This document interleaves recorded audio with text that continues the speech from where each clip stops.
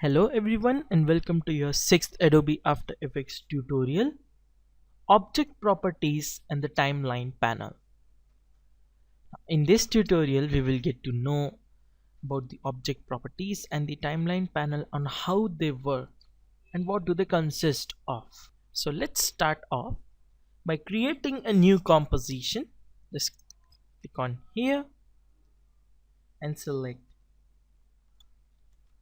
tutorial 6 PAL DV 1050 by 576, 10 seconds long, background color black, hit OK.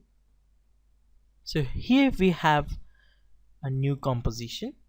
So if you look closely here, this is called the CTI. This is the current time indicator.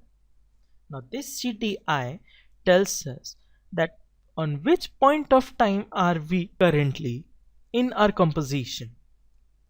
We will check out the object properties in this tutorial.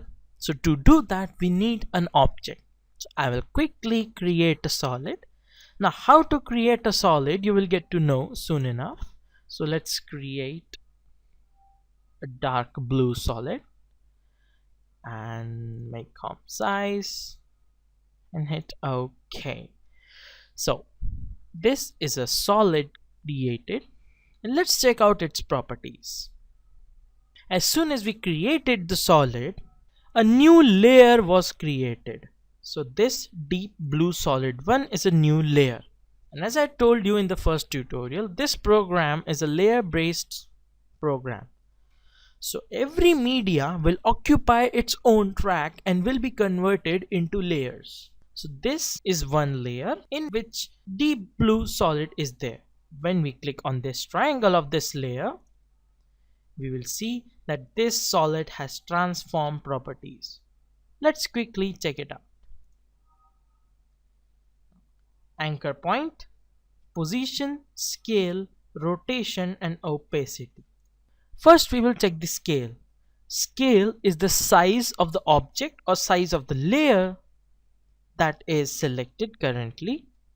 So this scale is basically this solid's size.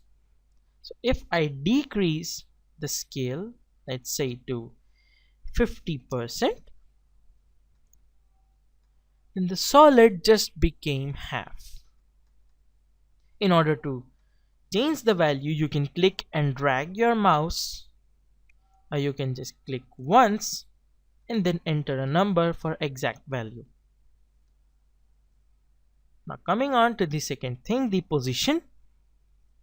This is the X position and this is the Y position of the solid's center point.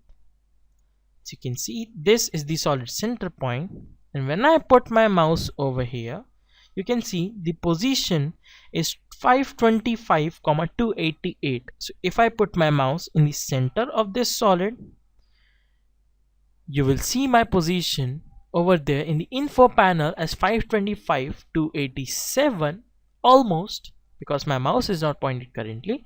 So the position, if I change the position, let's see the X position from 525, you will see the object will move in the X axis.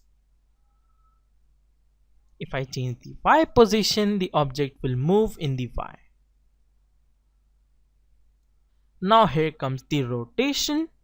When you click and drag, the object will rotate. As you can see. And the opacity determines how opaque the object is. These are the basic properties of any object or any layer that come up.